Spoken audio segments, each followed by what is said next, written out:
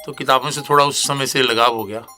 पढ़ने का कोई शौक़ नहीं था, बेचने का शौक़ था। अगर आप एम्प्लॉई हो तो आप कुएं के मेंढक हो, आप उस कुएं में ही घूमते रहोगे। पहले आप अपनी मार्केट की एग्जिस्टेंस बनाओ, अपनी क्रेडिबिलिटी बनाओ, उसके बाद आप उसके फाइनेंशियल एंगल को सोचेंगे तो ज़्यादा बेहतर है।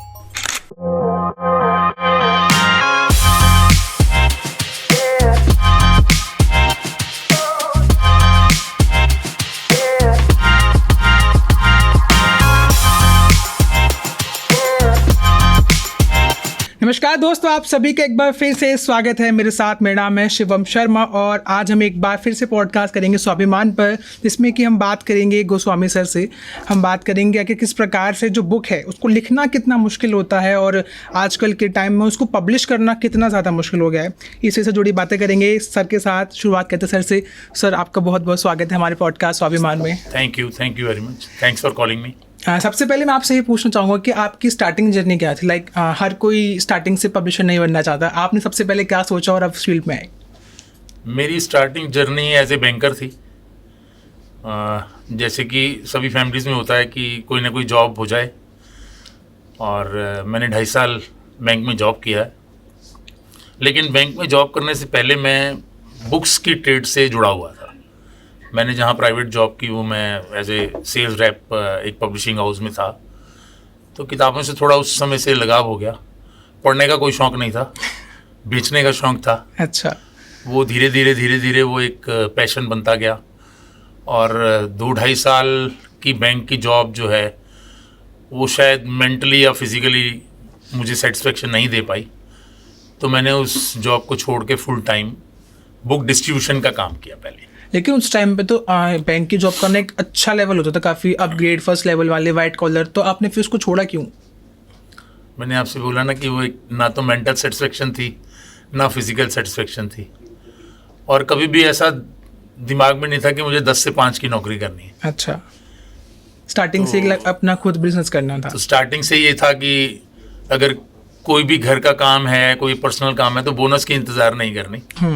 तो इसलिए एक पैशन था कि अपना काम होना चाहिए। मतलब आप भी उस टाइम से जो अभी के जेन ज़ी जनरेशन उसके जैसे थे। जैसे अभी जनरेशन है वो चाहती है कि उनको ना मतलब बिजनेस करना चाहिए अपना, क्योंकि 9 to 5 वाले में फंस जाते हैं लोग, काम नहीं कर पाते। तो उसको लेके क्या सोचते हैं आप?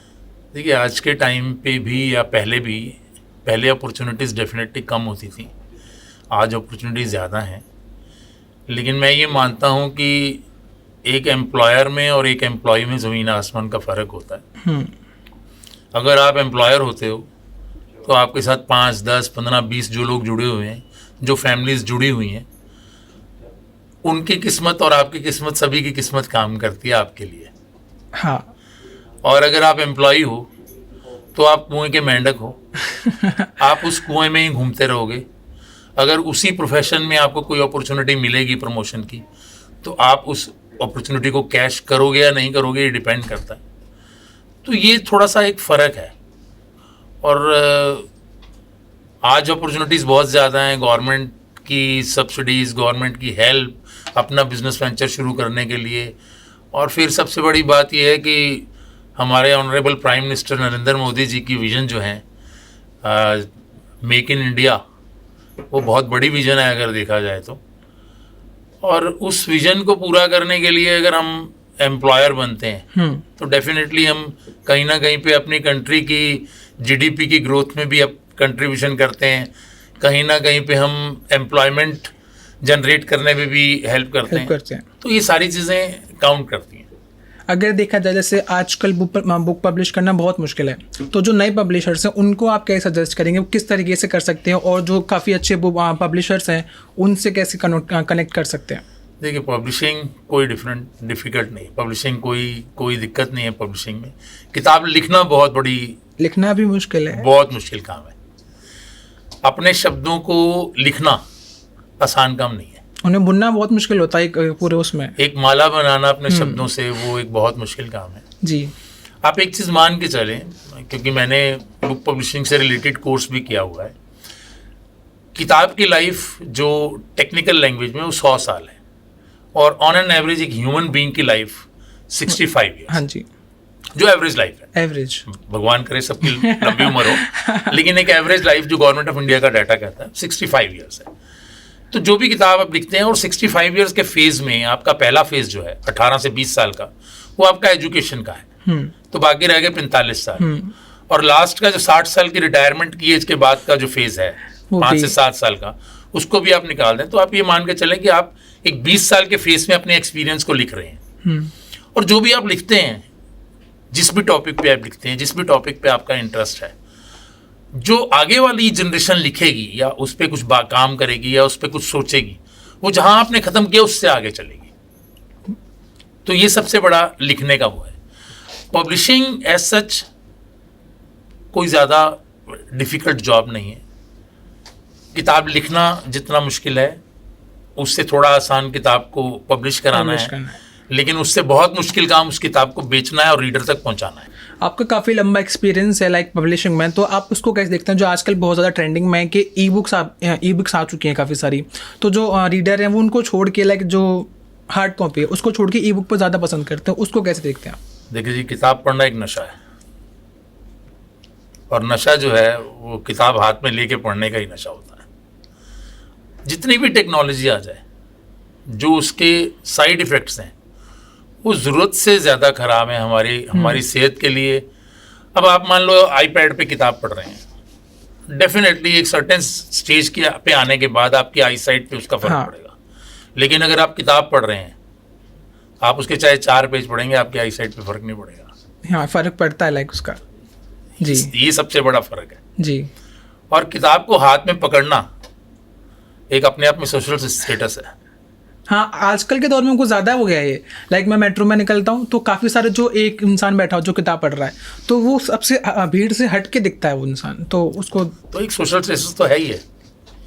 आप क्या पढ़ रहे हैं, आपकी फ़िलॉसफी क्या है, उस जो लिखा है उसकी फ़िलॉसफी क्या है, वो आप कितना समझ पा रहे हैं, उसको आप कितना इम्प्लीमेंट कर पा रहे हैं, ये आप पढ़ के। क्योंकि आप मोबाइल पे देखेंगे, आईपैड पे देखेंगे, एक सर्टेन थोड़ा सा बोर होंगे तो आप 4 पेज आगे कर देंगे। हाँ, लेकिन किताब में नहीं करेंगे। किताब में एक कंटिन्यूटी जो बनी होती है, जो एक पैशन बना होता है, जो एक नशा चढ़ा हुआ होता है। आप किताब पढ़ते पढ़ते सो जाएंगे, आपको बहुत अच्छी नींद आएगी ना। हाँ, लेकिन आप आईपैड पे सो नहीं सकते ना, थकावट और हो जाएगी उससे। तो ये फर्क है। जैसे आपके काफ़ी सारे पब्लिशर हाउस भी हैं, मैंने सुना था कि लाइक अराउंड 9 to 10 है, तो उस पर कैसे काम चलता है? लाइक कौन कौन सी किताब एक्चुअली जब मैंने पब्लिशिंग हाउस स्टार्ट किया, वो specialized in physical education and proudly say that we are single largest publisher in Asia for physical education with more than 1500 titles publish in single subject. Asia में ऐसा कोई publisher नहीं है जिसने एक subject पे इतनी किताबें पब्लिश की हैं। ये स्पेशलिस्ट इन फिजिकल एजुकेशन।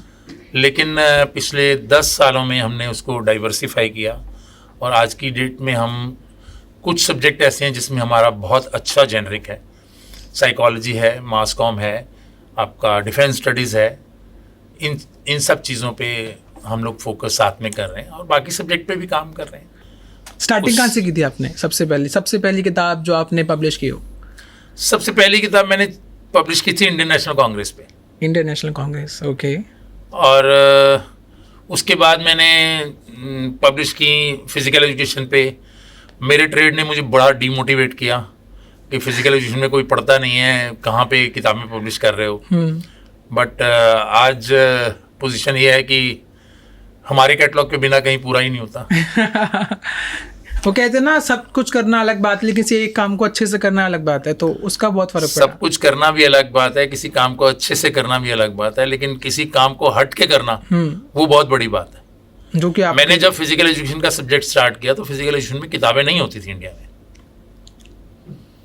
लोगों को डिपेंड होना पड़ता था या तो टीचर के नोट्स पे या फॉरेन की बुक्स पे।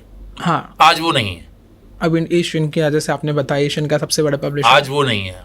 आज राइट फ्रॉम क्लास 9th जो कि CBSE से कोर्स स्टार्ट होता है फिजिकल एजुकेशन का, टिल रिसर्च, हर टॉपिक पे, हर सब्जेक्ट पे हमारी किताबें। अभी जैसे आर्टिफिशियल इंटेलिजेंस अभी स्टार्ट हुआ है, हाँ, तो हमारी किताब आ चुकी है, artificial intelligence physical education and sports in physical. हाँ, मैंने शायद सुना हुआ है इसका काफ़ी ज़्यादा, ये मैंने इसके वीडियोस ये अभी एड ऑन हुआ है। हाँ, आर्टिफिशियल इंटेलिजेंस योगा हमने पब्लिश कर दी। तो कुछ नया करने की हम लोगों को एक आदत है, और ऊपर वाले ने हमें उसमें सक्सेस भी दे रखी है। चलिए इसके साथ एक रैपिड फायर करते हैं जल्दी से आपके साथ, और आपको सिर्फ जवाब देना है कुछ छोटे छोटे क्वेश्चंस का, एक्सप्लेन हम बाद में करवाएंगे उनको। कोई बात नहीं। सबसे पहला क्वेश्चन कि आपका फेवरेट ऑथर कौन है? इसमें मैं डॉक्टर उप्पल का नाम जरूर लेना चाहूँगा। डॉक्टर उप्पल, क्योंकि जो आपको फिजिकल एजुकेशन उन्होंने मेरे को एक लाइन दिखाई। उसके बाद एक प्रोफेसर एन.के. चड्ढा हैं, दिल्ली यूनिवर्सिटी के साइकोलॉजी डिपार्टमेंट के हेड रहे हैं। ये दो शख्स शायद मैं समझता हूँ कि मेरे पब्लिशिंग हाउस के लिए भी और एज एन ऑथर भी, they write very well. Your favourite book? मैंने पहली फिजिकल एजुकेशन में 3 किताबें पब्लिश की। ऑथर थी शनो धीर मैडम, राधिका कमल और एक डॉक्टर मित्रा थे, मित्रा बसु। वो 3 किताबों ने शायद मेरे पब्लिशिंग हाउस का एक टर्निंग पॉइंट दिया था। अच्छा। तो जो पहली चीज़ें हैं वो ज़्यादा अच्छी होती हैं, खास होती है वो। तो मेरे ख्याल से बाकी किताबें तो मैंने जितनी भी पब्लिश की हैं, और एज एन पब्लिशर मेरे ख्याल से बहुत कम पब्लिशर होते हैं जिनको अपनी किताब के बारे में नहीं पता होता। मैंने जितनी किताबें पब्लिश की हैं, मैं उन सब के बारे में कुछ ना कुछ आपको बता सकता हूँ, अच्छा भी और बुरा भी। Both side. Medium of printing क्या है आपका, लाइक पब्लिशिंग? हम लोग इंग्लिश और हिंदी दोनों में करते हैं। रीजनल लैंग्वेज हमने स्टार्ट किया था, बट उसमें हमें उतना ज़्यादा बेनिफिट्स कह सकते हो नहीं मिला, या प्रेजेंस नहीं मिली। हमने पंजाबी स्टार्ट किया था, तो लेकिन आज की डेट में हम इंग्लिश और हिंदी में ज़्यादा प्रेफर करते हैं। What would you choose, e book और real book? Real book definitely. What will you choose, novel और स्टोरी बुक? देखिए, डिपेंड करता है कि आप जो नावल पढ़ रहे हैं वो आपके किस इंटरेस्ट का है। आप नावल एक एट ग्लांस पढ़ रहे हैं, और स्टोरी में कहीं ना कहीं मेरे ख्याल से बड़ा मैसेज होता है। छोटे से वर्ड्स में, थोड़े से वर्ड्स में एक बहुत बड़ा मैसेज एक स्टोरी देती है। नावल में बहुत बड़े, उसमें जो मैसेज है वो उतना ही होता है जितना एक स्टोरी में होता है। हाँ, कह सकते हैं ऐसा। तो ये फ़र्क है। तो बस एक आखिरी सवाल और आपसे कि जो अब नए पब्लिशर्स आ रहे हैं उनको आप क्या सजेस्ट करना चाहेंगे? देखिए, अभी पब्लिशिंग में बड़ा ड्रास्टिक चेंज हुआ है। पब्लिशिंग में जो हमारे जैसे वर्चुअल पब्लिशर हैं, जो कि प्रॉपरली एक पब्लिशिंग प्रोसेस पे काम करते हैं, इसके साथ साथ कुछ पब्लिशर्स ऐसे आ गए हैं जो पैसे लेते हैं, किताब छापते हैं, लेकिन उसकी किताब की प्रेजेंस इन द मार्केट जो है ना वो नहीं रहती। सिर्फ वो ऑनलाइन है। सिर्फ ऑनलाइन में किताब नहीं बिकती। किताब बेचने के लिए आपको रीडर तक पहुंचना पड़ता है। आपको एक बहुत एक प्रोसीजर है, एक लंबा प्रोसेस है। आपके पास मैन्युस्क्रिप्ट आता है, आप मैन्युस्क्रिप्ट को कंप्यूटर पे उसकी पेज सेटिंग करते हो, उसके बाद उसको प्रूफ रीडिंग करते हो। प्रूफ रीडिंग के बाद उस किताब का एक सेटअप तैयार होता है, उसका कवर डिजाइनिंग होता है, वो सबसे मेजर पार्ट है। आपका कवर, आपका फेस ऑफ द बुक है, वो आपका कैसा है। उसके बाद फिर आपको देखना पड़ता है कि उसकी टारगेट ऑडियंस क्या है, और उस टारगेट ऑडियंस तक आप कैसे पहुंच सकते हैं। जो वर्चुअल पब्लिशर है, जो पब्लिशिंग प्रॉपरली चला रहा है, वो तो उसको पता है कि उसके कहाँ कहाँ पहुंचना है। लेकिन जो इस तरीके के पब्लिशर हैं जो सिर्फ ऑनलाइन वाला काम करते हैं, उनको मार्केट से कोई लेना देना नहीं होता। उन्होंने किताब पब्लिश की, ऑनलाइन डाल दी, जितनी बिकी ठीक है, नहीं बिकी तो उनको कोई फर्क नहीं पड़ता, क्योंकि उन्होंने वो पब्लिशिंग के चार्जेस अपने ले लेने, जो भी पैसे उन्होंने अपनी स्कीम्स रखी हुई हैं। तो मेरे को लगता है कि कोई भी ऑथर हो, बेहतर ये है उसको वर्चुअल पब्लिशर्स पे अपनी किताब पब्लिश करानी चाहिए। और पब्लिशिंग ऑथर जो है, अगर ऑथर ये सोच के किताब लिख रहा है कि उसको कोई फाइनेंशियल बेनिफिट होने हैं ज़्यादा, तो सर खुशवंत सिंह को बनने में बहुत टाइम लगा। किसी भी मूर्ति को चुनने में बहुत टाइम लगता है। तो चीज़ें ये हैं कि पहले आप अपनी मार्केट की एग्जिस्टेंस बनाओ, अपनी क्रेडिबिलिटी बनाओ, उसके बाद आप उसके फाइनेंशियल एंगल को सोचेंगे तो ज़्यादा बेहतर है। और अगर पहले ही आप फाइनेंशियल एंगल को सोचेंगे तो फिर मैं समझता हूँ कि आपकी किताब आपकी रीच तक जा ही नहीं सकती। धन्यवाद सर आपके समय के लिए। सबसे एक काफ़ी अच्छा इंसाइटफुल सेशन था आपका, इन्फॉर्मेटिव भी था। तो इसी के साथ अपने व्यूअर्स से विदा लेते हैं और कहते हैं कि अगर ऐसे ही और भी इन्फॉर्मेटिव वीडियो से आप जुड़ना चाहते हैं और भी कुछ जानना चाहते हैं तो जुड़ रही हमारे साथ स्वाभिमान के इस स्पेशल पॉडकास्ट में। और आज थे हमारे साथ गोस्वामी सर। आपका बहुत बहुत धन्यवाद sir. So nice, thank you very much.